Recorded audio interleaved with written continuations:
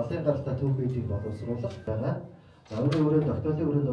Хүнсгүд аж ахуйн үйлдвэрийн яамнаас улсын хэмжээнд эхний ээлжинд Хинтэд орнод Зүхбаатар Арангай Хөвсгөл аймагт арьс шир түүхийд бэлтгэлийн төв байгуулахар болжээ.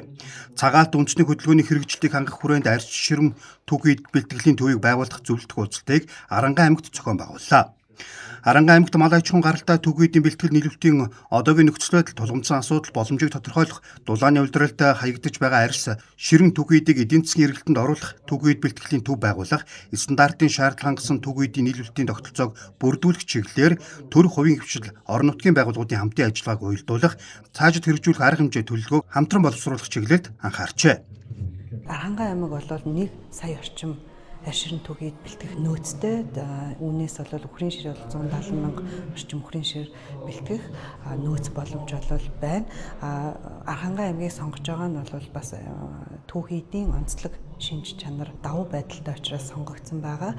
Тэгээ ийм хүрээнд бол одоо мал төхөөрөх цэхүүд, хоршоод, малчид одоо ингээ хамтарч ажилласнаар одоо хаягдаж буй одоо арьс ширэн түүхийдийнхаа үнцийг хүргэх одоо боломжийг бүрдүүлэхээр бол бид ажиллаж байна. Ингэснээр бол малчтын орлого нэмэгдэнэ. Хоёрдугаар сум орон нутгийн эдийн засгийн одоо боломж нэмэгдэнэ. Мөн байгаль орчны сөрөг нөлөөллийг бууруулах гэсэн олон талын ач холбогдолтой байна.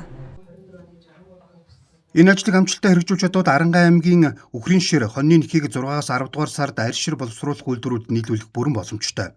Үүний тулд мал нядалгааны төвүүд малчид хоршоод арьс ширний үйлдвэрүүдийн нягт хамтын ажиллагаа маш чухал болохыг Монголын арьс ширний үйлдвэрлэлийн холбооны ерөнхийлөгч Даваасран онцоллоо.